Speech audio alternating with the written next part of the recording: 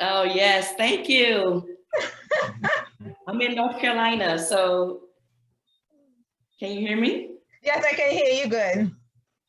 Okay, awesome. Thank you so much for having me. I so enjoyed Mr. Shillingford's presentation as well and learned a lot. So I Yeah. actually used to be a network engineer for about 7 years before I actually transitioned almost 18 years ago into real estate and entrepreneurship. So, and my first job was Kentucky Fried Chicken. So when I looked at that paper, I said, KFC? Is he talking about the same KFC that we had to learn everything from the beginning to end? So that was awesome. I was 15 years old when I got my first job. I came Oh, home wow. and told my parents I have a job, and my dad was like, well, how are you going to get there? I had made arrangements and everything, and next thing you know, he took me to get my first car so I can actually work at KFC. Oh, wow. Oh, wow. That was so nice of him. Oh, wow. Yeah. Wow. Thank you so much, Dr. Harris, for being with me. And you as well, you had your busy schedule as well. But you know what? We're going to make it worth it. And our Mr. Shillingford he's going to stay on for a few. What I want Okay. to do is Awesome. just I'm going to let persons know more about you now. Unfortunately, my device is behaving a particular how. Francois, Right. before Dr. Harris goes, let me just say, I think her opening statement is so full of spirit and energy. You know, I'm sure that you will be in safe hands, and I can go attend to my family now. Thank you. It was a pleasure being with you, and it's, Yes. I'm always available. Yes, thank you so much. All right, Okay. thank you. Right. Bye, everybody. Okay, Mr. Shillingford, bye-bye. All right. Okay, so I'm going to now read to everyone Dr. Harris' bio. Now, I was trying to read it from my phone, and my phone decided to just behave its own way. So now I have to go into on my laptop and see if I can pull it up from my laptop itself. And I'm going to read to you her bio. And I must say it is so impressive. And I'm like, oh, what? I think that I need to definitely let persons know who we have with us. It is a tremendous bio. Okay. So this is Dr. Jennifer Harris. She's a real estate broker, a speaker, coach, entrepreneur, philanthropist, and author, founder of Purses, Pumps, and Power Network. Like you, entrepreneur and real estate broker, Dr. Jennifer Harris has had her share of success stories from women who have gone through some challenging life storms. Dr. Jennifer believes that her own storms helped catapult her towards her dreams of business ownership, executive coaching, and empowering women who are stuck, stagnant, and sleep in their life, career, and business. She does this through real estate, entrepreneur workshops, coaching, and conferences. Some women dream about wealth, and some actually talk about it. And there are the women who demand wealth and then take it. Dr. Jennifer Harris is that woman. Known as a woman with the Midas touch, everything she touches turns to legacy. A true advocate, Dr. Harris has devoted her life to creating financial and economic freedom for women around the globe. After achieving explosive success in residential real estate, she knew that she could have no sister behind, leave no sister behind. So she founded Buy It and Flip It Women, an investment consultancy which turned everyday women into real estate moguls. But she couldn't stop there. As the CEO of Purses, Pumps, and Power, Dr. Harris has ignited a global and worldwide movement for women to step into their destiny of wealth. Her organization teaches women how to attain 7 pursuits of wealth, and the pumps represent the life work that women must do in their lives, businesses, and careers. Her newly released book and soon-to-be blockbuster documentary, The Black Women's Declaration of Independence, will be the beacon call for Black women everywhere to rise to new heights, seizing the economic power that is theirs to claim. She continues to pave the path to financial freedom with the introduction of the Black Women's Trader Academy, where she teaches Black women her exclusive blueprint to building an investment portfolio they will cherish. Dr. Jennifer loves helping women gain financial leverage over their lives. Dr. Jennifer runs a successful team and is also committed to continued professional development and does this through masterminds, educational seminars, and networking events all over the country. At one of the educational conferences, Dr. Jennifer was fortunate to be called on stage at the Georgia Dome by Miss Oprah Winfrey to share some private moments about her life and business. It was a magical life moment that she will never forget. She contributes her success to her faith and is grateful. Dr. Jennifer has had the opportunity of being in the company of some celebrity superstars such as Steve Harvey, Oprah Winfrey that I just mentioned, Master P, Jack Canfield, Stedman Graham, Ian Levinzant, Roland Martin, Eric Thomas, Tom Story, and the list continues to grow. Prior to becoming a real estate broker almost 16 years ago, Dr. Jennifer was a successful network engineer for 7 years, and she just mentioned that. She was proactive and made the decision to become an entrepreneur when jobs in her field were outsourced overseas. Dr. Jennifer resides in the state of North Carolina. She received her bachelor's degree in business management with a concentration in marketing and engineering from North Carolina State University in Raleigh, North Carolina. She was also in ROTC in high school and college. Dr. Harris serves on various women's and veterans boards and has received several real estate awards, including the RE/MAX Hall of Fame.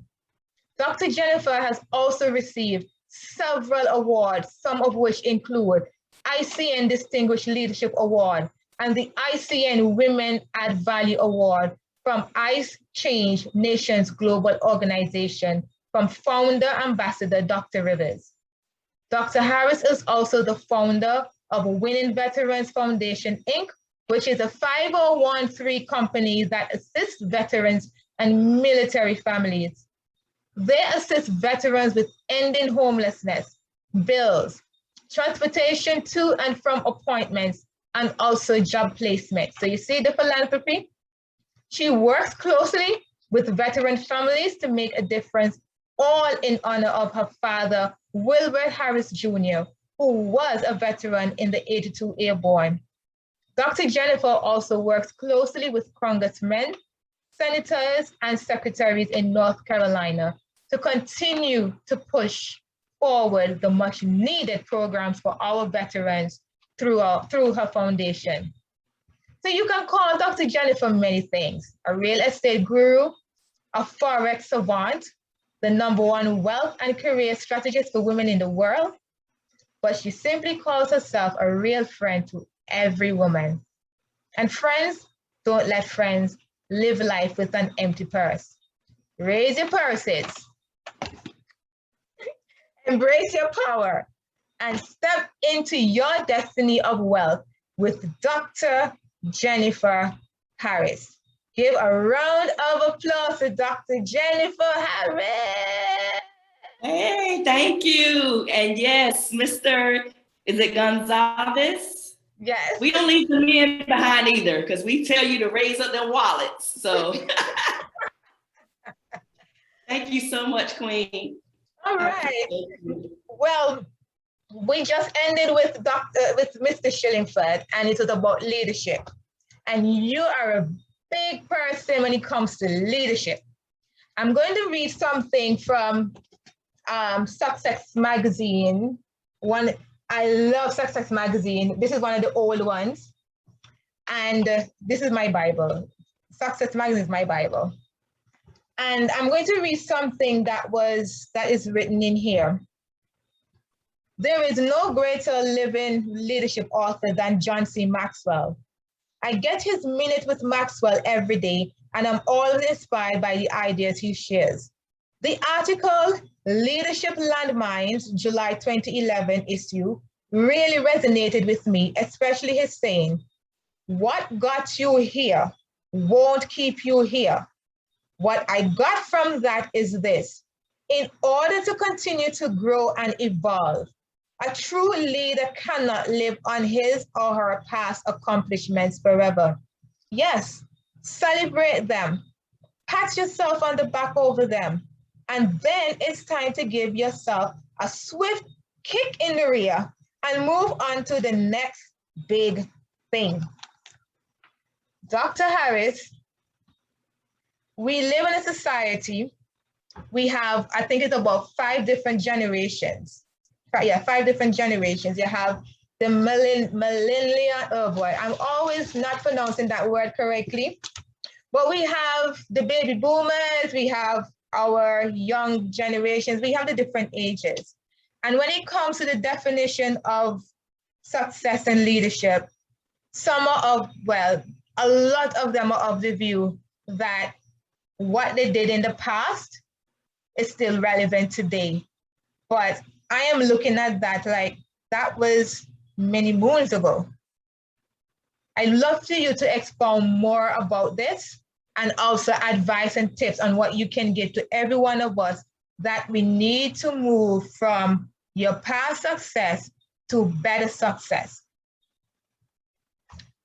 Well, that is a great question. And I am soon to be, in less than 6 months, will be approaching 50, put it that way. I will be approaching 50.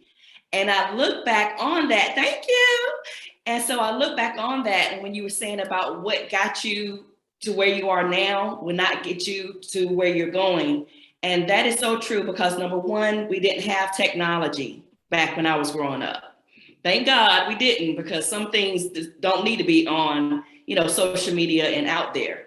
However, I think that has caused people to some people, not all, some to rely on social media, being able to just Google something and just have it at your fingertips at a snap second. And it's also caused sometimes to not really think for yourself. And people tend to kind of maybe hide behind some of the skills that they did not get and still do not have. But they also have to learn and realize that, okay, if I went to college, like me, I went to college, my parents wanted me to go to, college. They made me go to a university that was gonna have jobs, right? As far as engineering, you're talking about math and those things. But now when you look back on the leadership that was formed even back from then, which is why my father actually made me get into ROTC, to learn those leadership skills, developing those particular skills. But what I learned is that you have to, number one, think for yourself. Number two, you have to be able to form and be 10 steps ahead now, because technology is forever changing, which has caused technology to also be a catapult to why some people may just hide behind the leadership that they, want to have and maybe not have. And I say that to say, one of my mentors often told me is that you can build a company with employees, but you can only grow it with leaders. And if you're not growing leaders to actually be able to grow a company, it's not going to sustain. So you can take a look at Starbucks, you can take a look at Amazon, you can take a look at Apple. All the things that they have is, number one, like Mr. Shillingford said, was innovation and also leadership. But leadership is not something where you also want to just say, well, I'm going to learn, which is what I had to learn the hard way. I thought leadership when I was first starting my jobs in the beginning, in my early, teens and 20s, I thought I had to learn every position in order to be a leader. However, that's not the case now. And I think the other queen, Alicia, was saying that she was called on a lot to be doing things that are outside of her scope. And sometimes these managers that are above us or above you, they don't even have the skills to really be a manager. And so there's a great book. I don't know if you ever heard of Dr. Dennis Kimbrough. He actually has written a book called What Makes the Great Great. And he talks about leadership from a Black perspective.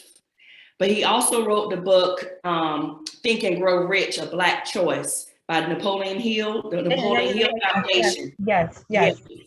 So those particular leadership books from John Maxwell talks about leadership. You have also my mentor that has been my mentor for over 25 years is Dr. George C. Frazier. He's over the Power Networking Conference. And he wrote this book called Success Runs in Our Race. And in that book, he discusses how as Blacks, African-American, people of color can take their leadership and put it into innovation and start forming the engineering companies, start setting up the different entrepreneurship. Because of course we know many things are ran by either women, by men that have actually, especially people of color that have formed all of this innovation. But the only thing is that someone else has took that and made that part of their leadership. I'm just reminiscing. I have that book, Starting from Scratch, and his story on how he became wealthy. I think at that time he was the first Black American to be wealthy in his family, and the things that he had to do to get where he is until now. He has franchise. He has a lot going. And when I read his book, I was like, look at what he was looking at. He was looking at the future. He was not just looking about himself and also just his children only. He was looking at the entire community. He was looking at, listen, success is actually in you. Yes, the circumstances happen that we're on the railroad. We have to walk to school barefoot. We have to do these kind of things, but that is not the end. It is not the end. And I can remember like my grandmother, because I was with my grandmother, and I remember her telling me like they will have to get up like 4 in the morning. And 4 in the morning, they had to go and take the cattle out in the pasture. They had to get milk. They had to tie the goats. They had to do all sorts of stuff before they had to go to school for 7. And they didn't have shoes. They had to put grease under their feet, and they went about the business. And my grandmother, before she died, she had a few businesses of her own. And she never went to college. She never went to high school, because back then, primary school went up to a particular age, and then that was it. And you went right into whatever it is you're in. And I always said to her, Grandma, you never went to State College. You never went to Harvard.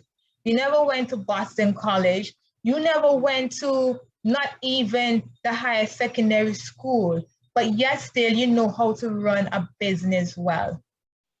That is so profound. And that example, success is in everyone. That author, he is so right. He is so right about that. And I think that many of us need to encourage one another and let them know you have it in you.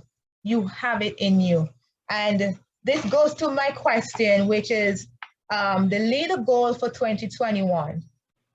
Build everybody around you into confident leaders. Who can build it faster? You or your competitor? Let me repeat it again. The leader goal for 2021. Build everybody around you into confident leaders. Question is, who can build it faster, you or your competitor? Well, when I look at competitors, as far as you're talking about, as far as someone building the leaders around them, is that what your question is? Yeah. Okay. So even with me running my my team of real estate, I do residential and commercial, and then next year I'm launching to be able to help do real estate development in Africa, right? And so a part of that is having me, number one, form the right people on the team, seeing you have to first know what your strengths are and what your weaknesses are. But yes, it's good to know what the competition is doing, but at the same time, you have to know and study what it is that you need on your team. So I think the first thing is to build around, and as far as competition, you have to first know where you're going, what the ultimate goal is. Is it going to be to just have a 3 people, team? Or are you going to have a 50 people team? Like, what is that long-term end goal? And when you first know that and know where the company's direction is going to go and what your competitors are doing, so you do want to study your competitors, but you don't want to study your competitors so much to the point where you don't come up with your own ideas and your own inventions and your own brand. So you don't want to, I guess, be obsessed with your competitor. It's good to know what your competitor is doing, but when you're laser focused and if God is really giving you a vision, then it's going to come with a plan.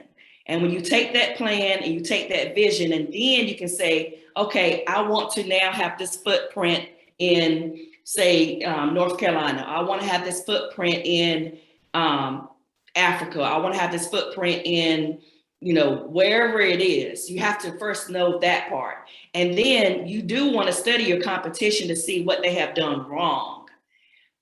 However, you want to make sure that you're not looking so much like your competition that you don't stand out.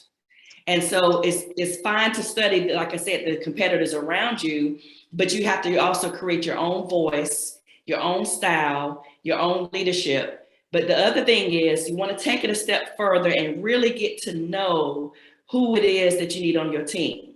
And there's this, I don't know if you've ever heard of this assessment that you can do called a DISC assessment. Have you heard of it? DISC? So if you Google DISC assessment, that is an assessment that you can take yourself, and you can also give it to those that you are looking to hire. But the DISC assessment will show who's a driver, who's it breaks down a different personality styles. So you kind of know how people work. Are they driven with tasks? Are they able to work well with teams?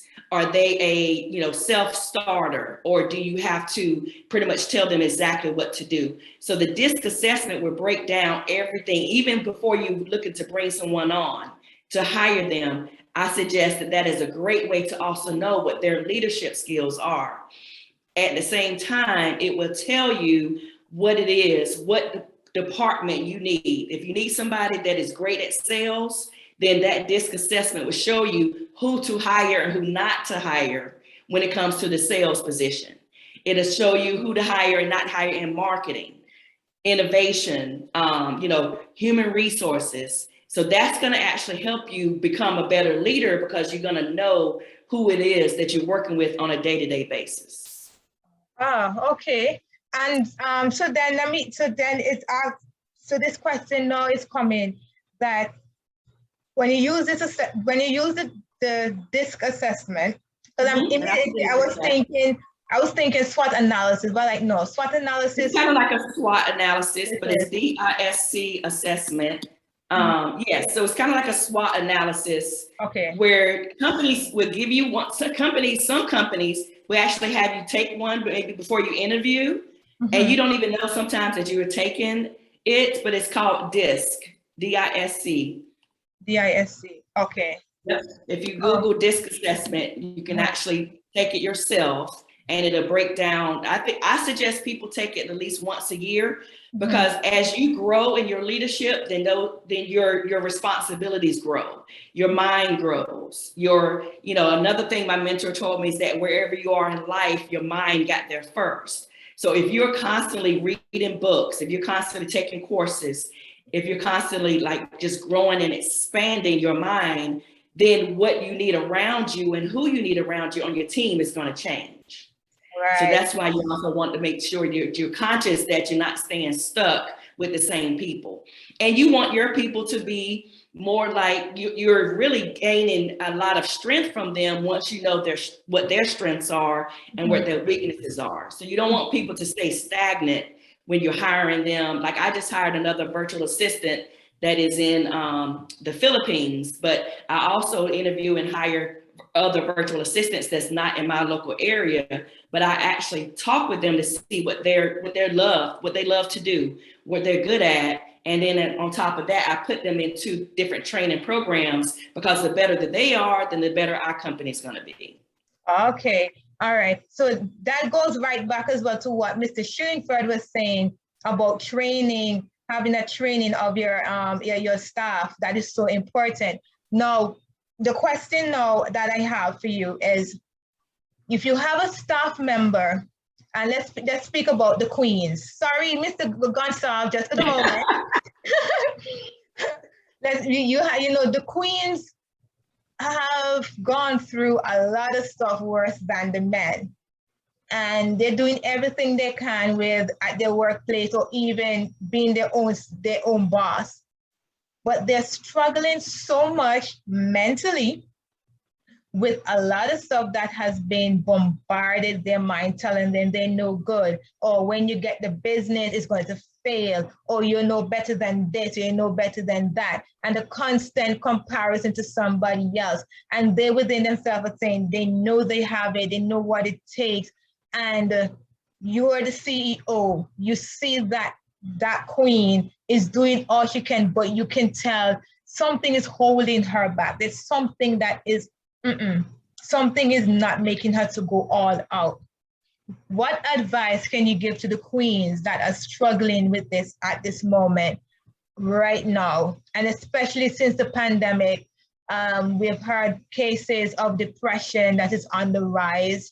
I read the statistics as well in America, where suicide as well has been on the rise. So it's like, listen, I need to be my own self while still being able to make certain that the next generation that is coming out of my womb is able to have a solid, better foundation than what I had. And you see them, you know they have it, but they're struggling with that battle in the mind. Let me hear your feedback. Speaking of battle of the mind, there's a book that I love, and it's by Joyce Meyer, called Battlefield of the Mind. And when you start to deal with the mind, because what the pandemic did was that it basically took everybody at the same time, no matter where you were in the world, and it caused you to really take a look at yourself, number one, in the mirror. Number two, to see where you really are not financially. Number three, people have been in toxic relationships. And so, some people have been, but others may not have been, but it's caused all of this to kind of get dumped on at the same time, including with the men. But the other thing that this pandemic is also kind of raised out of is raised leaders, and it's raised people that are saying, especially women and Black women, we, especially here in the United States too, we carried the election, we carried like these companies that are going on, but it also caused a lot of confidence to also, so you have to kind of look at, which is the reason why I wrote the book, The Black Woman's Declaration of Independence, because when you truly get independent with your mind and writing down those affirmations, those declarations, everything is almost like when you get a computer, you first have to program it, right? Or if a computer shuts down, you have to charge it in order to give it power. So that's the same thing you have to do with your mind. You have to give your mind power. You have to give your words power, because, I'm a Christian. So the word says you're snared by the words of your mouth. So whatever you say out of your mouth, your mind does not know, your subconscious mind does not know the difference. So it's very tough because even being programmed of you're going to fail or good and all of these things, you have to constantly tell yourself the opposite. So whatever you're thinking that's negative, you have to, and it takes a while to do it, because every single day, like clockwork, we're automatically told to look at what our faults are versus what our faith would allow us to do. Does that make sense? Yes. And Yes, on top of that, you have to get to the point where you're standing strong in your words. So even when I was growing up, I was in this network marketing company called Amway.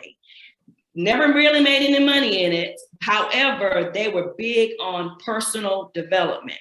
So they used to have us take and read one book a week, the positive affirmations. We had to put them all over the place. And I still do that to this day, where I take positive affirmations either in my car, even if you have to take note cards. And that's the thing that I also had to do, because when I was a teenager, I looked good as far as sports, and people thought I was happy, but I was broken. And so when I tried to take my life twice as a teenager, I'm a two-time teen suicide survivor. And in order for me to get through that, when I was laying in the hospital bed, I had to start to change how I looked at myself and change how I, started to not play the victim, but being a victor. Okay. So as far as all my queens, I see we got another king that just joined us as well. So as far as the queens and the ladies, really, really, really make sure you do self-care, because we've always been taking care of everyone else. And on top of that, don't give up on yourself. As far as if you need to go back to school to get that degree, do it. Even if it's online, even if it takes you, 5 years to do it, make sure you do it, but make sure you also set the next goal. So each goal that you keep setting is gonna actually pull you forward, and you won't feel like that you're stagnant and stuck. So I hope that helped in that sense of it. It actually do, because we have a lot of queens that they just want to do more, but they just been battled within. Should I not? Oh, let me please this, let me please that, and I don't want to. And then we see when it comes to customer service now, because customer service is in everything, even online customer service play.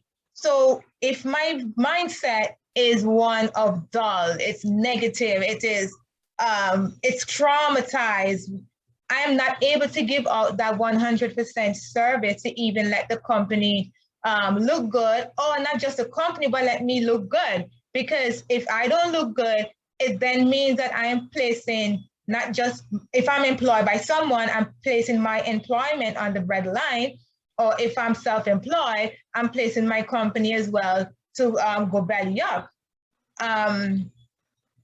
When you spoke about your example with Amway, and I reflected again on what Mr. Shillingford said about training. My question is, in training our staff, or whether it could be a one-man staff, in the training, should they be provided with books that they must read? Should it be a part of the culture of the company that will help to build the value of values of what the company stands for? So should they actually put books in as mandatory for all employees to read, to help? I mean, I think they should. However, sometimes companies are only going to give you enough to just get by, right? Or they don't want to always see you shine. You may have a manager, or someone may have a manager that doesn't want them to outgrow them because they're thinking they're going to have their job or take their job. But you have to take it upon, that's when the leadership in you arrives. So everything that you learn, that's why you're on that job, look at it that you're there for a season or a reason. And if you're there for a season, take and learn as much stuff as you can, because you're only bettering yourself. And that's why when I teach women, or we teach women how to trade in the foreign exchange market, it's a skill set. So no one can ever take that away from you. So whatever books that you read, but yes, I have my virtual assistants right now that I just hired, like I said, about a week or so ago. And I have them specifically reading a couple of books, because I want them to grow as I grow, but at the same time, I want them to feel empowered.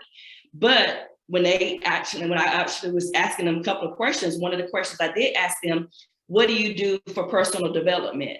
Now, if they can't answer that question, then that tells me that they haven't done anything for personal development. But absolutely have a couple of books, and you don't have to dump a lot of books on someone, but you can actually send, which I do, send my assistants a couple of videos, motivational videos to, to do things and to just kind of be better, because I want them to be happy working in this position. And on top of that, I want them to be informing that relationship for a long time. So there's another book I want to drop on you, Queen, which is called Emotional Intelligence 2.0. In that particular book, it's called Emotional Intelligence 2.0, because as you're doing business and as you are a business owner, as you are an employee, or if you're a manager, you can only be as good as how you manage your emotions. And even dealing with customer service, because I have dealt with some of the worst clients in the world, and I've dealt with some that was totally great, but you have to know how to manage your emotions. But Emotional Intelligence 2.0 is another great book that I actually have my assistants that's actually reading that book right now. Oh, okay. That I remember my former supervisor, which is Mrs. Carty, that I spoke about with Mr. Shillingford. And one of the things she always stressed on, that even in our down times, don't think that you know everything. Google, do the researches. The emails that are coming in from the international headquarters, read it through, because there are things in there that they're saying and also not saying and still saying indirectly, and you are able to pick up and understand what is going on even with the company that you're working for. And it also, you're able to strengthen yourself as to how you're going to deliver your service to the customers. It is indeed needed. Mr. Melford Nicholas, I mentioned him as well earlier. One of the things he always, it was like every Monday and every Friday, he has a flip chart. And on the flip chart, he always have a funnel. He draws a funnel and this big jar. And then he will say, okay, what are you, how you're going about prospecting? When you're prospecting, what are you going to do? And then he would bring up different examples of different authors. Brian Tracy, if everybody know who Brian Tracy is, Brian Tracy was I follow him on Clubhouse. He's on Clubhouse. I don't know if you have the app Clubhouse or not, but yeah. Is it on Android as yet? Because I have an Android phone. Yeah, they open it up for everyone. Oh, okay, because I remember this iPhone is like, oh, come on. Okay, right. So Brian Tracy, he is big when it comes to sales, and he's big with that. So Mr. Nicholas would always use him as a reference, and he would draw the chart, and he would speak about, you say you have 20, and out of that 20, maybe you're going to get 8 that is going to drop into that container. With that 8 that you get, you ensure that you keep them well, ensure that you let them know how valuable they are beyond the dollars and cents, because you can't let them be, oh, you just want the sale, you wanted to buy a product. You have to let them know that they're more than just the dollars and cents. And it's something that I always remember, because no matter what we're going to achieve in life, never think that you're going to get that full 100%. Out of that 100%, you're going to get a certain percentage out of it. So don't get yourself discouraged along the way. We have people who get easily discouraged about that. And if we have leaders that are easily discouraged, what then you, Dr. Harris, can help them to say, listen, don't be discouraged just because you did not get the full 100%. They may come from a background where everything must be perfect. And the definition of perfection, I hate that. I'm sorry, I kind of hate the word because of the definition of it. Can you break down the definition of perfection, please? Because it's very screwed. So you have your queen and your king come from a background of perfection means 100% no mistake. And then they come at your workplace they're making the mistakes, they're making the errors because they're trying to attain an illusion that perfection means no failures or no drops. Well, when I think about perfection, I really think about from a notion of, because I'm a woman of faith, and I know oftentimes we're trying to be so perfect in a sense that we are either not skilled in what that job that we're doing. They did not either train you or train us to do what we do or what you do. And then on top of that, they're just not always taking the time. Like it used to be where before in companies, when you got hired, you went through 3, 4, 5, sometimes 6 weeks. Some positions have like 6 months of really good training. Well, now I think a lot of corporations are trying to just be quick, but they're just dumping things on people. So it also, when people go into a position, they're actually going into it flawed and sometimes without that confidence, especially if you change, like prime example, when I was leaving from being an engineer, getting into real estate, well, that was like apples and oranges. However, because no one was there to really train me on that, I decided, you know what, because my mother was a school teacher, educator, you can kind of tell with all the books that she made, that she made me read, she made my friends read and all of us.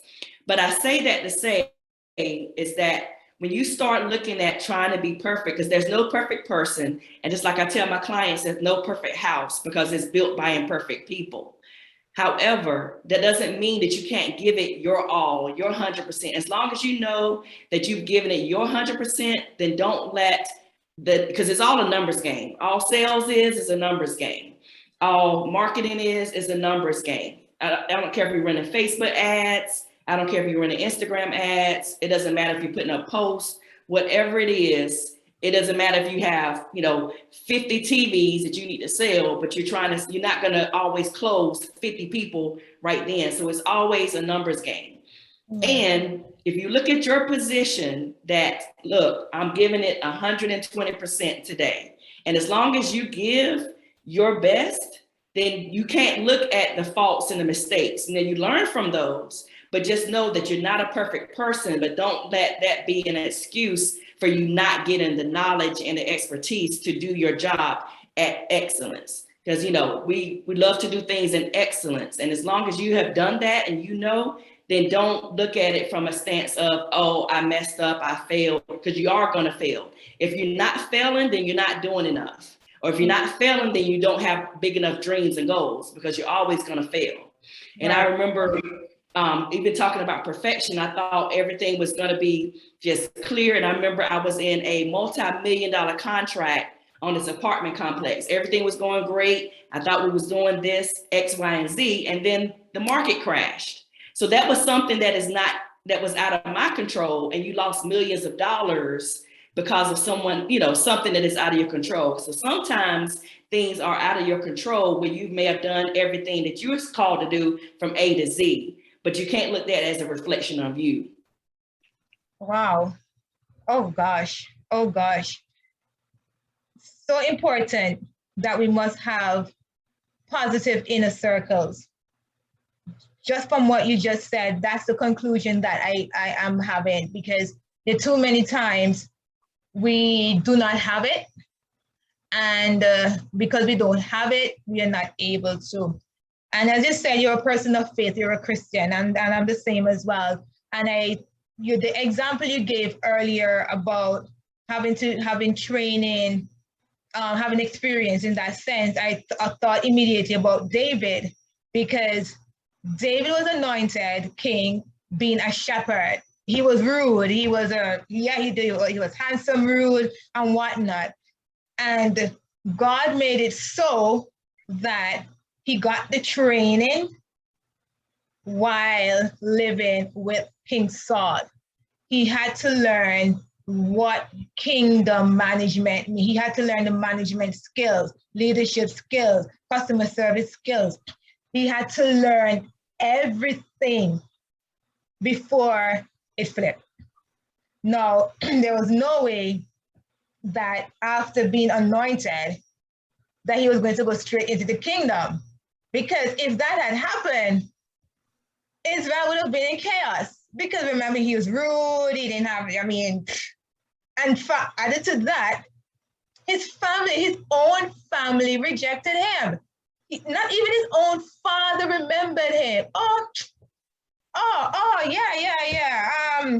Dave, yeah, I have a last one. It's like his brothers.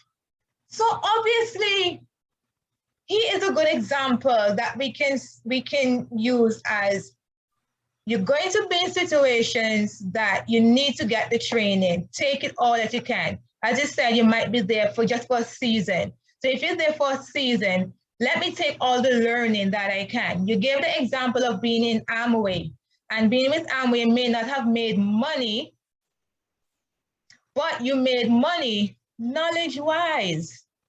Exactly. Right. You gained the knowledge, the fact that one knowledge-wise.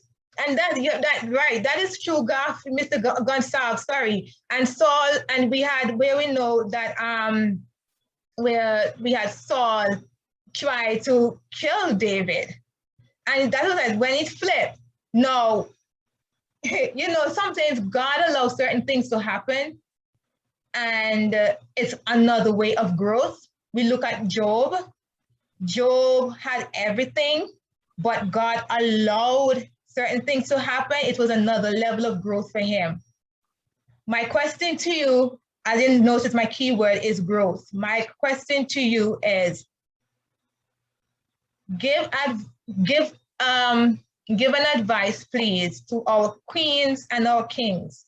No, let me start with the kings. The head. They're the head. We have a lot of kings that believe that they are the boss. Whatever I say, go, and they have that macho, that ego. I say, do what I say, not as I do. Or sometimes they also abuse their power in their kingdom as being a king. If the importance of your company is about growth, but you as a king are abusing it for all sorts of reasons, I want you to take it from two angles. One, a personal level. Obviously, there's something traumatic may have happened, and you're trying to pay back that person indirectly because of whatever reason. So, or there is another level now where now you have power and you were told, as we said earlier, never become nothing good. So you're abusing it in two ways. From a personal reason because of traumatic stuff, and then of course you're told it'll never be nothing good in life. If I'm a king, I had this company, how should I take a step back? Let maybe the acting director or somebody in second in command just take over, let me take a breather. What advice can you give to that king that he can be a positive influence in his company?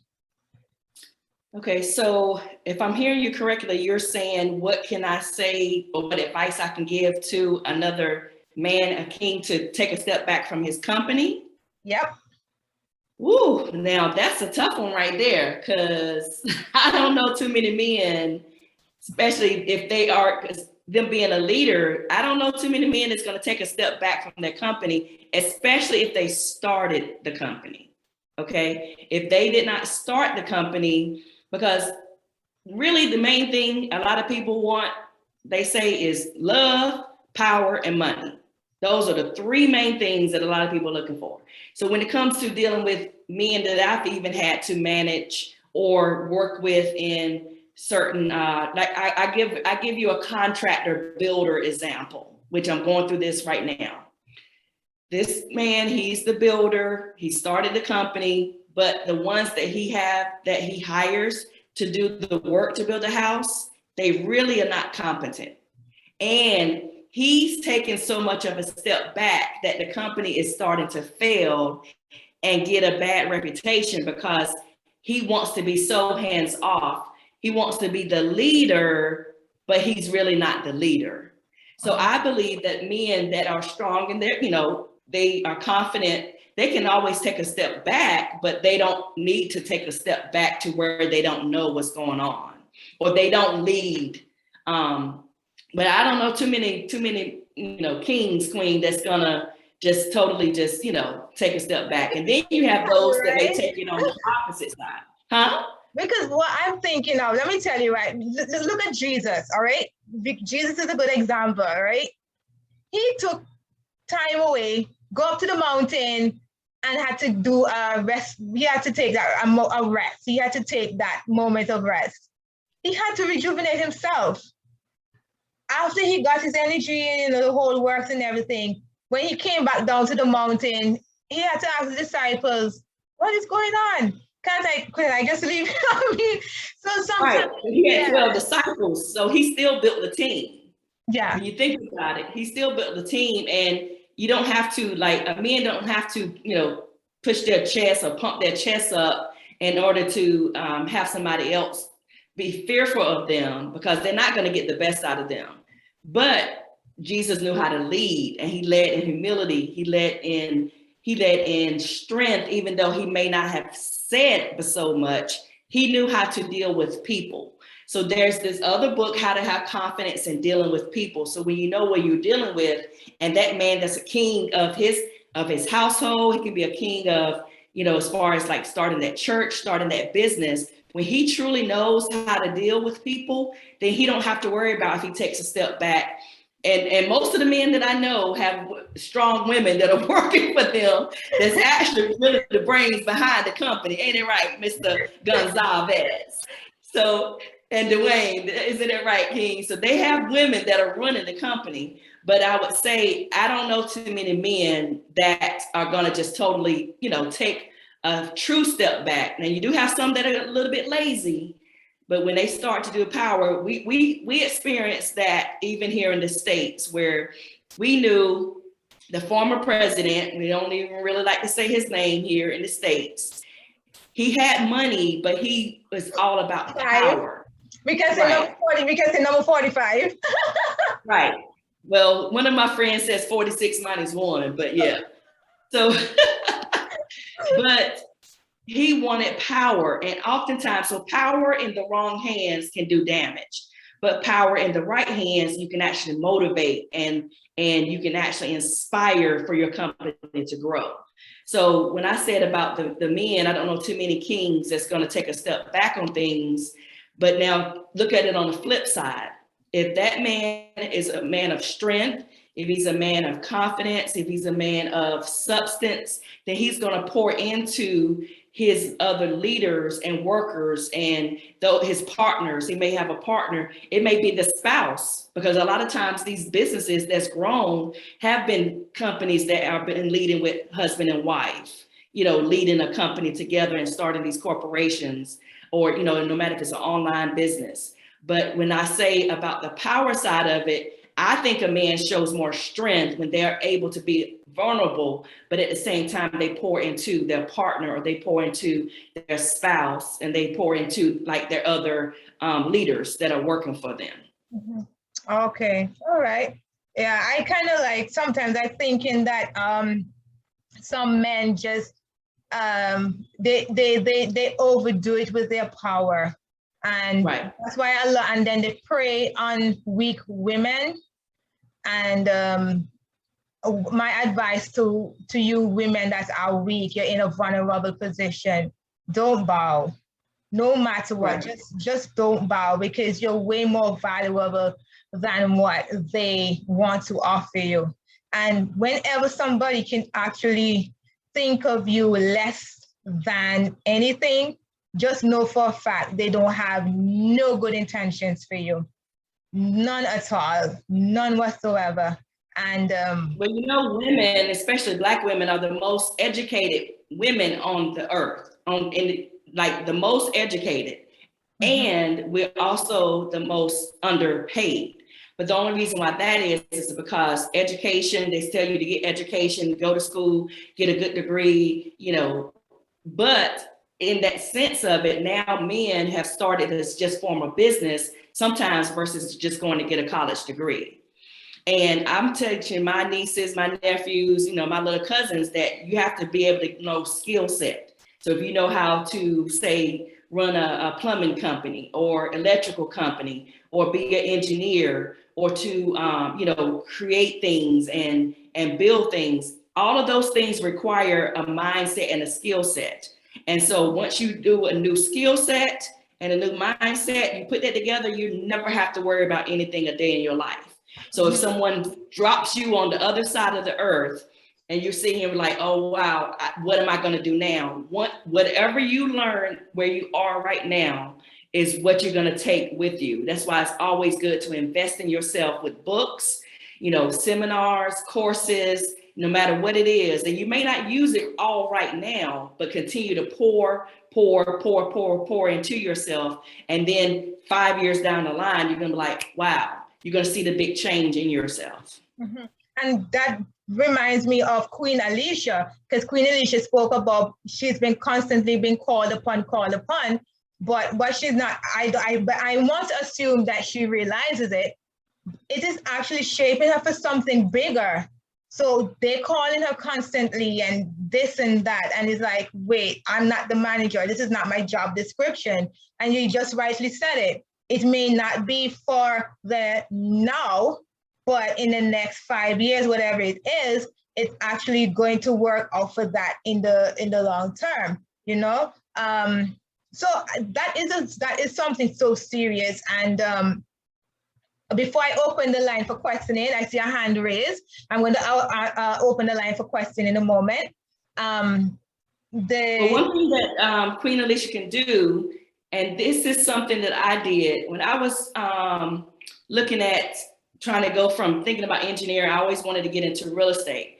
I wrote down what I thought my positive skills were just as a person in general, what it was that I got in school, in college, what I was able to get from working my first job. So what you can do is, and I say everyone can do that, that's you know, that's listening, is take a piece of paper and write down what all your strengths are and skill sets.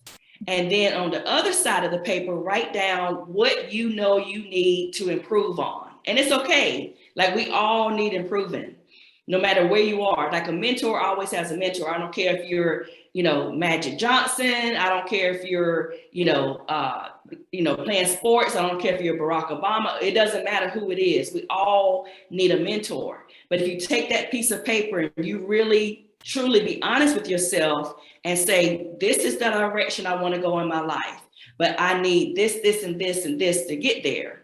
If I need to learn a new language, or if I need to know, take a business class, or if I need to learn how to do just for books, whatever that is, even if you're on your job, write down everything that you know how to do well and what you need improving on. And that's the thing that you focus on. All right. No, I have an example for you. And this is like, my examples are all real life. These are not fiction. All real life. You have a manager that sees you as a threat just because what you're doing, they either may had the opportunity to do it and never did it before, or they looking at it as if you are trying to take over their role when that is not the case, or because what you're doing, you're having a positive influence in the society, which is outside of the workplace. Now, when we come across managers that are like that, and you heard my question to Mr. Shillingford earlier, micro supervisors. Now, let's speak about now the micromanager. So when we have micromanagers who are like that, or the micro CEO who is like that, how can that staff be able to add value to that company? I may see an area that, and okay, if it's not me, but why not try this idea? Let's see how it works. Why not take this particular approach a different angle. Let's see how it works. But it's always been a shutdown. It's always been like that. Then you get frustrated because then it's coming, you're seeing now and receiving also from that micro CEO push to let you look in the bad light.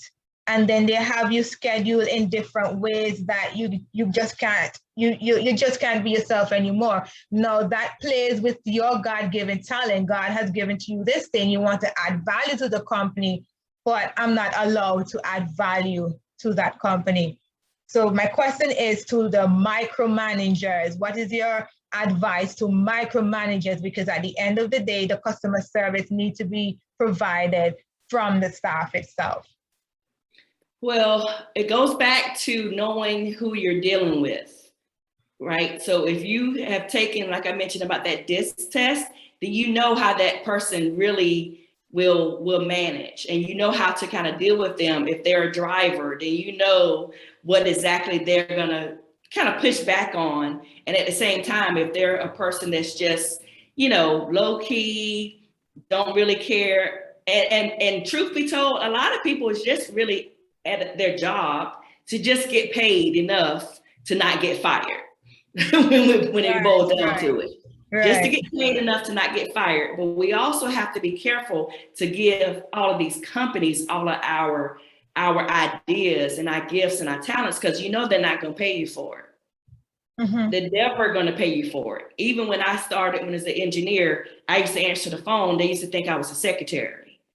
And I never got paid what the other men got paid on the job, even though I had the designations, the certifications. And I would make suggestions, oh, well, why don't we do this? But most of them, even in management role, and I don't know if any of you are managers on the line now, but even in managers, a lot of them are just doing enough to just get paid and not get fired. So sometimes they just don't care because it's not necessarily a company that they started.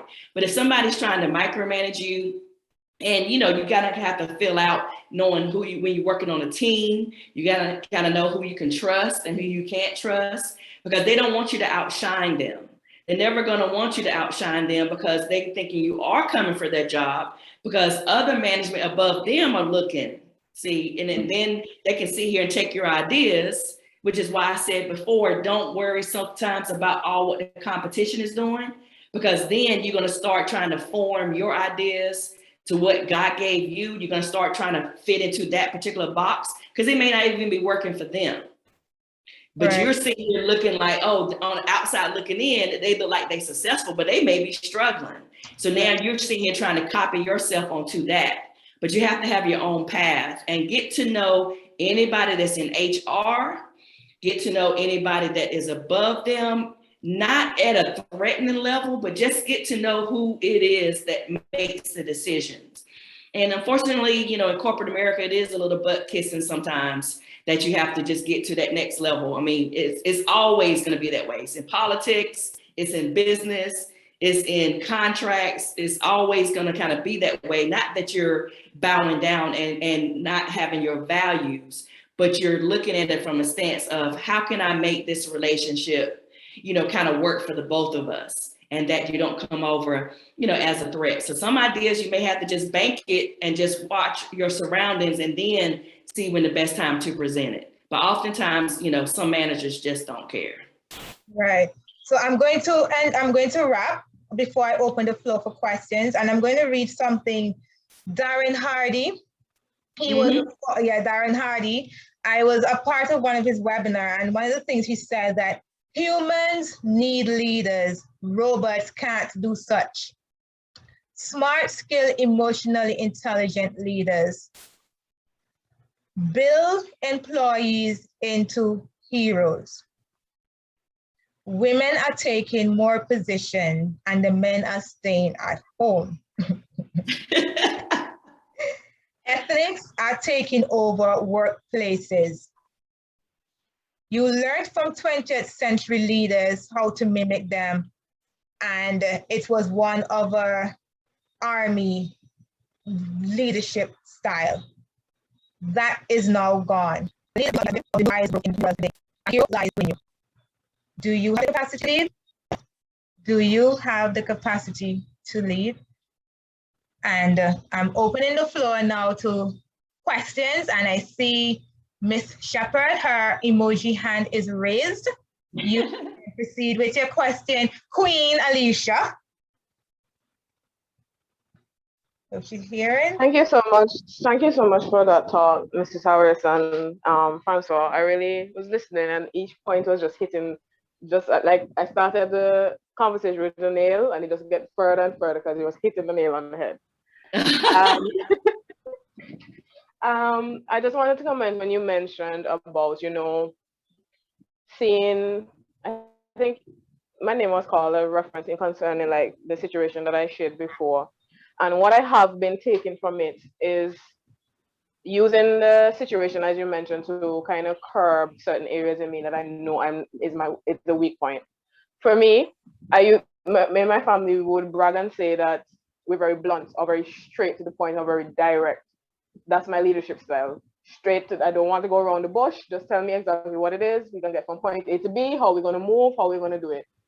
And I'm learning that dealing with certain persons or being in certain atmosphere, you have to have a certain level of fluff, I should use that word, to kind of bring certain things up to persons. So even the situation that I'm dealing with at work, I've been using it and I'm just saying, God, help me to use this to learn patience, one, to learn restraint in my tongue, two, and just be still in certain situations, because I have to be emotionally intelligent, resilient, and aware of myself if it is that I'm going to be taken to the next step. So maybe it is, as you said, David, I'm not just ready yet. Or wait, it is that I know I should be. God is just refining me right now. Yeah. So I'm looking at my supervisor as a refining tool. And the second point I wanted to mention was about when you said don't share all the ideas. I realized that was happening a lot because my immediate boss is a male. And on top of that, he's an African male, and they're very direct, and their culture has an idea of what's a woman's place. So I realized we would go in meetings, and in a kind of gaslighting or a smart way, it's like, so Alicia, what do you think about it? And I would just be pouring out all of my ideas, pouring out all the inventions, and then the next board meeting or next event, I'm seeing the same exact thing, and the credit wouldn't be being given. It's not saying you're doing it for the credit, but I've seen this in real life where some things should be kept in wisdom. In my naivety, I would have just said, oh, you know, we're all here to bond together and be team and think about the company. But in reality, it's not like that. No. And it's very easy for you to just be that shining symbol, just saying, but that I came up with that. So reserving certain things for yourself. And just, as I said, just being smart. Miles Monroe is another person that I like reading his books or listening to his sermons. He talks about leadership and just being smart as a serpent and harmless as a dove. That's all I have to say. But leadership doesn't always require you to be stepped over or used either. And the one thing that I don't know if you guys remember when it was maybe about a month or so ago, and they were talking about the fact that women were all planning to walk out of their job one day on the same day. Did you guys hear about this? It was going around that women were going to kind of strike on one day or 1 or 2 days all around the world. They were looking to walk out and not go to their job on the same day. And they were talking about the economic downfall that would happen if that did take place. So I say that to say, like with you, Queen, and I already know if you took that DISC assessment, I already know which one she is. I don't want to say, but I already know which one she is, because oftentimes as women, we've had to, be the driving force to make, things work. We've had to, how to say it, turn $1 out of 15 cents or make $1 out of 15 cents. We've had to be the ones to lead families, no matter if it's church, no matter if it's organizations, if it's nonprofits. We've always been in that place of leadership. but it also causes sometimes for others to take advantage of you and take your ideas and they start to run with it. And you may even have it from other women as well. So don't let that dim your light. However, when you truly start knowing who you're dealing with, especially in corporate America, it's just the way it's going to be. Corporate America, politics, you know, church, whatever that is, then yeah, I think I already know which one you are, but and just know now has the situation gotten any different since that, Alicia? Yes. So what was happening? What happened with that situation? I kind of knew it was going to happen before it would have just happened, and I would just always be I don't want to say people pleaser, but I would just allow it to make peace. Like, okay, it's not a big deal, and then I'll just deal with my silent panic attacks and fear without anybody knowing. And then I knew it was going to happen. Like this person was going to take the credit, and I had to just set a boundary, and I had to just say that I'm not able to. My schedule doesn't permit me to do this, and I had to hold up. And I like all the dots just came out, like trying to force you into doing something that you shouldn't be doing or is not supposed to be a role. And I gave in. I did the presentation, and I said, God, I'm going to make this the best presentation that I've never gave a PowerPoint presentation. I made a PowerPoint presentation, how well I made that. And I sent it up for it to get approval. They told me that it was supposed to be 3 other persons working on it. And I sent it up, and I watched this person give the presentation like it was their presentation. And I sat down there, and in my heart of hearts, because I already resolved that I was doing it unto God.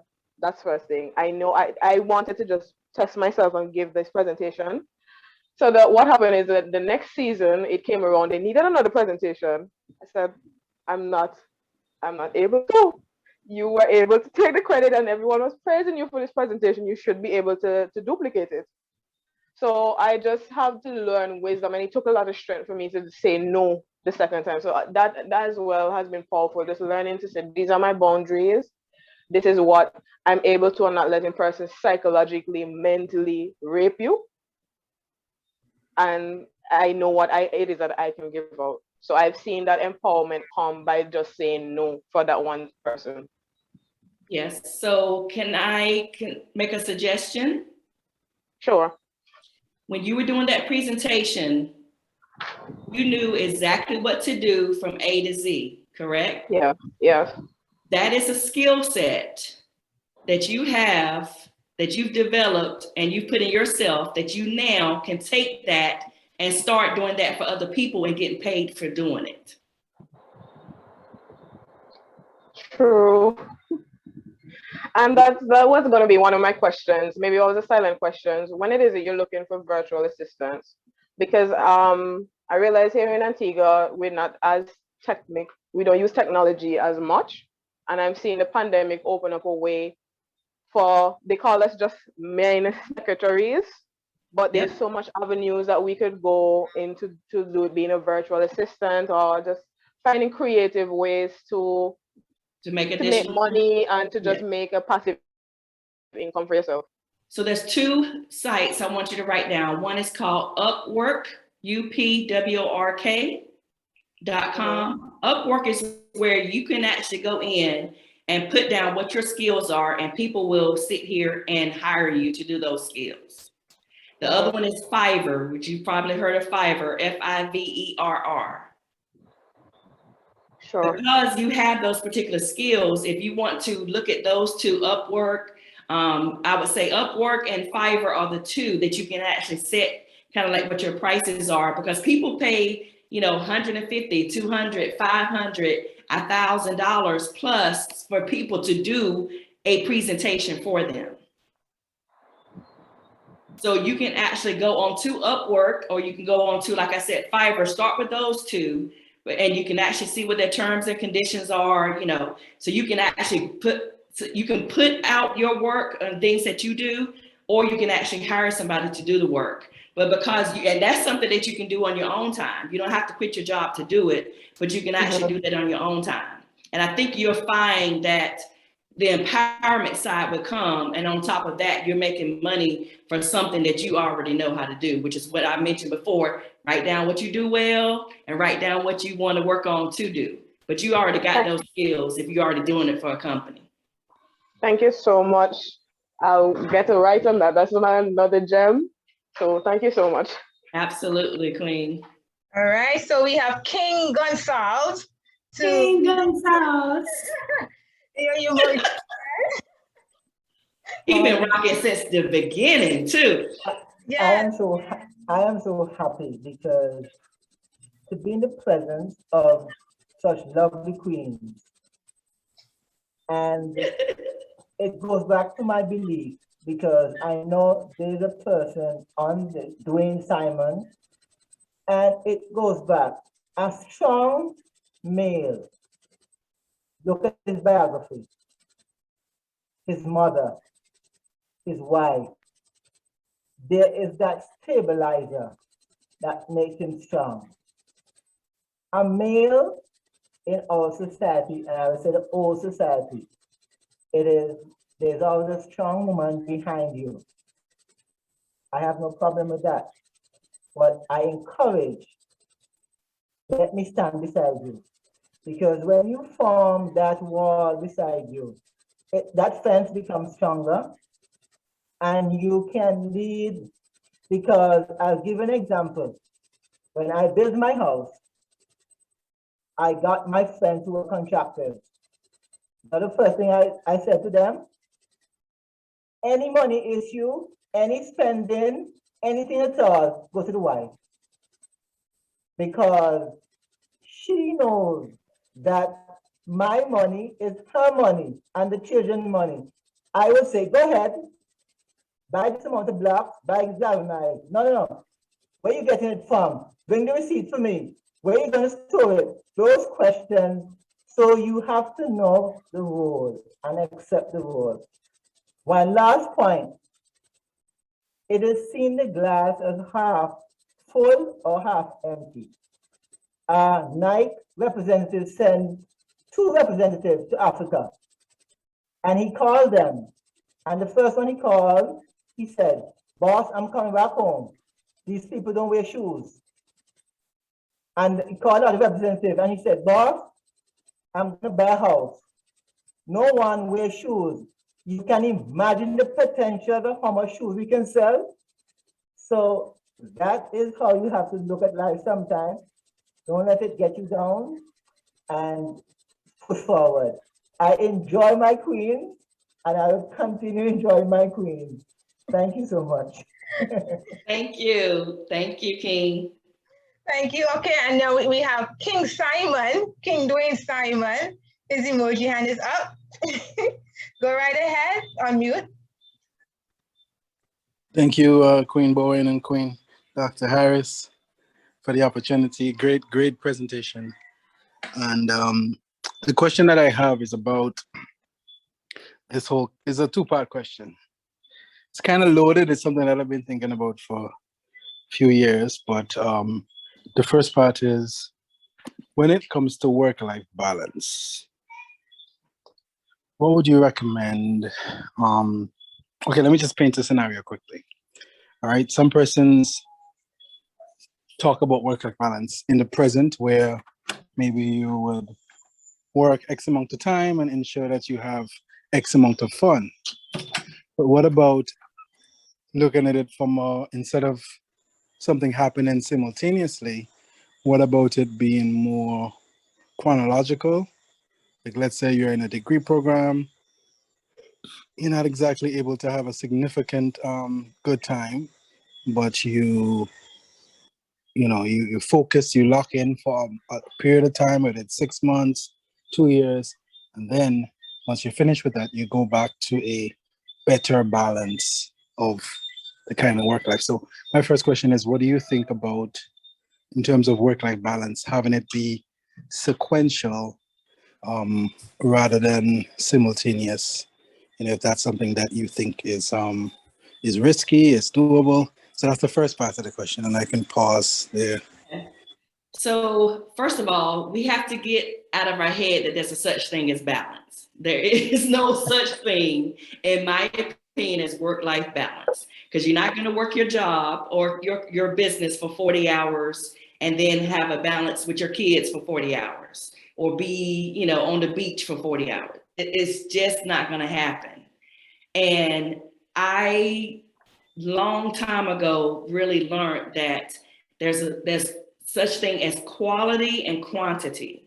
So you can spend, you can be spending time with your kids for 8 hours, but they're sitting right in front of the TV for that whole 8 hours. So are you really doing quality with your children? Again, it goes back to what it is that your goals are, but it's also about delayed gratification. And oftentimes, sometimes we want things so fast and we like, oh, I'm gonna do this real quick, I'm gonna do that real quick. Some things require delayed gratification. What I mean by that is that you have to continue to work on your goals, yes, but just because you don't see, it may be some goals that are going to be, you can do it in 30 days. To some goals you may only be able to do in 3 years. Some goals may take 30 years. It just depends on what that is. So everybody is different. Like some people, like I don't have children, so my work life unbalanced, I would say, is not going to be the same as someone that does have children. Now, that doesn't take away from the fact that when I spend time with my niece or my nephew, as far as quality time, I look at quality time, but also in that work life, what people want to say, work life balance. It just sounds catchy. It sounds good. And this is just all my opinion and what I've kind of lived through. But also, it's got to be about self-care. So if you're not taking time to, maybe deflect or read or journal or pray or, meditate, go out for a movie, go shop, whatever that is that makes your self-care, have a pedicure, manicure, something, you can do that in an hour where you haven't, you get recharged for that particular day. But at the same time, you can also work so much to the point where you're like, what am I all working this for? So everybody's, I think, work-life, quote unquote, balance is a little bit different. But if that's a goal, that's a dream, because those 3 years are going to go by real quick, or those 5 years, or those, we're in October now, and this whole year is kind of going by fast. Because the other thing that I would say to you, King, is that a lot of people realize is that they were stressed out during this pandemic. They were just going like robots, and they weren't paying attention to maybe what their body and their mind needed. So instead of just work-life balance, I would say that work-life quality over quantity. All right, thanks a lot. And I appreciate you saying that, and sometimes I feel like a lot of the persons that are very successful, they would talk about work-life balance, but the reality is they're doing 20 hours a day, and even in the medical profession, they talk about getting 8 hours of sleep, but I don't know of any doctor that was able to go through med school with 8 hours of sleep. Exactly. So I just feel like there's a disconnect there. But my second part though is what do you think about, can ambition be dangerous? Because sometimes I see it as kind of like ambition be dangerous? For who? Because sometimes for women the or person, men, or both? For both, for anyone. Because sometimes I feel like we turn it on and we're doing very well, and we set our goals and we get new goals, and we just keep on growing and growing and growing and pushing, and we get to the point where we are in, maybe, okay, for using Antigua as an example, you become maybe in the top 5 of wealthiest persons in the country, but you're still pushing and you're still, you know what I mean, because you started on this drive, and it's hard to stop because it almost gets addictive, and I was just wondering, what are your thoughts on that? If it's more like a personality thing where you reach your goals and you settle, or is it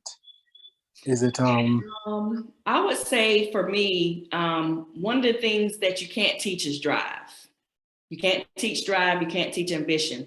Now, people may fake it and say, oh, I'm hustling. Remember, that was a new slogan and term. People were like, no sleep, hustle club, and all of this stuff. but I really remember.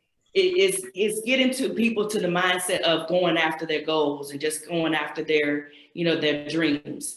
But I would also say that I know some very, some of my friends, very wealthy, very, not just wealthy in just, financially, but they're also wealthy in a sense of knowing who they are and what they want to achieve. That's why sometimes you can't always look at what other people are doing and what path they're on. But going after being ambitious, I think if you're ambitious and you're really like dogging people out or stepping over people to get to where you are, I think that's bad. But to just be ambitious, especially as men, as Black men, as even as women, and as Black women, that's something that you don't never hear them saying a man, oh, you too ambitious. Now they will say that, which they did try and say that when Vice President Harris was running for becoming the president. They did try and put that whole, oh, you too ambitious type slogan on her. But think about that. That kind of is almost like you wouldn't say that to a man. So why are you saying that to a woman? But the one thing I know is that you can't teach drive. It's either you got it or you don't. You either want it or you don't. And if you push somebody to the point where they don't want something, they're only gonna just quit anyway. So, and another thing you also see people like Warren Buffett and Bill Gates and all of the Jay-Z, Beyonce, Denzel Washington, all of these people, they have to, you don't want to have that goal come true and you hit that goal and you don't have the next goal, because then you're going to end up becoming stagnant, if you know what I mean. So don't allow someone else's lack of ambition to put on you for being ambitious. Okay, thank you so much. Queen Born, can I squeeze in one more question? I don't know what it's like for time. Yeah, okay. So there's a artist that I listen to, J. Cole. He's from North Carolina. He lives right here where I'm at. Oh my gosh, I'm saying, so when he said North Carolina, the first thing I thought was J. Cole. Yep, he plays basketball over in Cary, not too far from here. So yep, him and his wife live here. He's from Fayetteville. Yep. Oh my gosh, you see, now I'm starstruck now. I'm just... I go play some basketball tomorrow. Coffee, so we're going to play some basketball. No, but I really, he's somebody that I've looked up to over the years, and because he sings from like a real place, and in one of his songs, he said that there is beauty in the struggle, and there is ugliness in the success. Mm-hmm. And what I liked about that is that, a lot of musicians, especially rappers, they are winning. When they start to get money, all they talk about is, the cars and, the girls and everything they get to do with the money. And, he's the only one that I know of that talks about the ugliness and the success. And I believe what he meant by that was, sometimes the sacrifice and so on, it comes at a price. It does.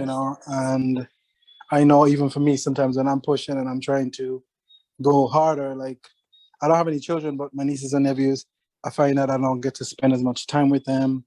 I feel like sometimes, the more I get involved in different things, is the more it pulls me away from living a life that I get to really, enjoy with people, because it's always, it gets to the point where people don't even see you as a human being. They just see you as I'm not bragging, but like an icon or a figure or a name, Yeah, okay, good, thanks. Mm-hmm. Right, and then it becomes a very lonely path and a very dark path, and I just was wondering, like, how do you... Success does have its ugliness, a part of it. But the one thing you have to know is that the vision and what God has for you is for you, and everybody's not going to be going and can't go on your journey. Because I did lose, I've lost friends. I've got disinvited to, events because they're saying, oh, we thought you were going to be out of town or out of the country, or we didn't think you would be able to come, so all of those particular excuses came, but you didn't have a problem calling me to say, oh, I need to pay this tuition for my child, or I need to pay my rent for, you see what I'm saying? So it's gonna be that type of ugliness, but the one thing, don't let it discourage you. But now what I did, King, is that I actually started taking some of my nieces and my nephews with me on the journey so they can see entrepreneurship. Because the best thing that ever happened to me when my godfather, I remember he lived in Virginia. And the reason why I even found out about Amway is because I was there for the summer. I was just in the car with him and he was riding around delivering these products. And I was like, what is he doing? That was my first introduction, riding in a car with my godfather at a really, really young age of what he did with Amway. And my godmother was a barber. So I also, and my mother, she actually was a school teacher, educator, but she sold insurance on the side while she was working as a school teacher. So the entrepreneurship side of it, I was able to see at a young age. And that's what we have to take and do with our kids now. I don't know how old your nieces or your nephews are, but my niece is like 8, 9 years old, and her mind is just constantly going. And especially if they're at that age where you can take them with you, if you're able to do that, and just mentor them, because they're going to really, really, really appreciate that.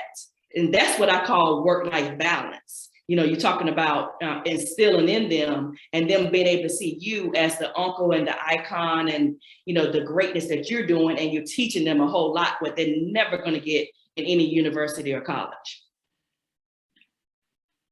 I appreciate that. Thank you so much. Let me ask you this. Have you written a book? No, I haven't. Okay.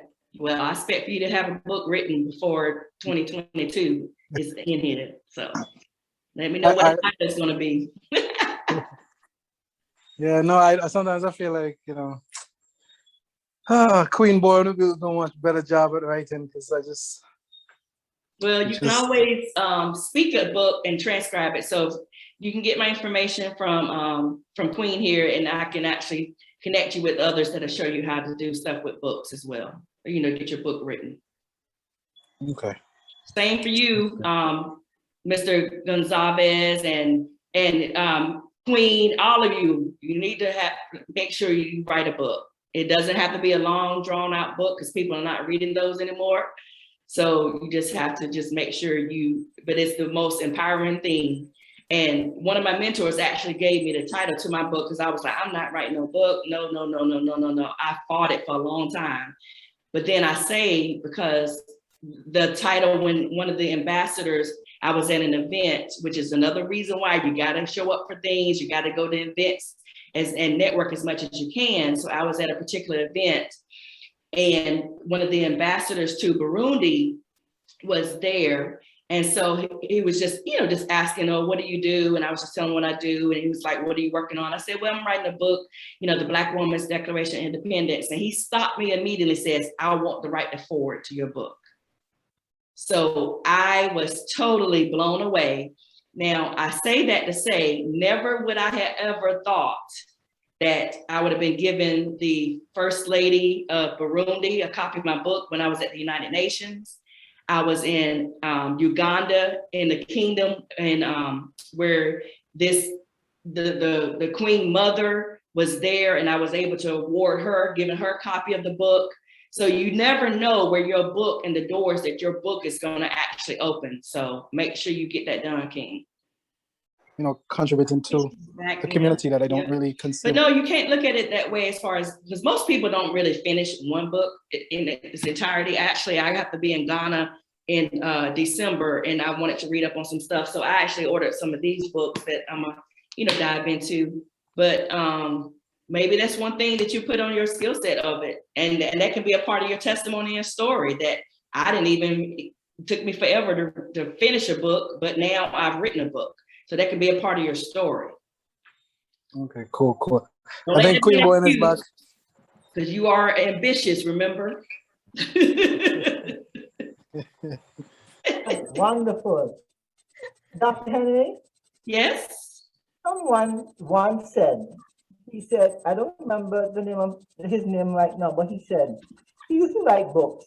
And one day, his mentor told him, Never write a book more than 60 pages that someone cannot read while they're sitting on their throne. Yeah, you can definitely write.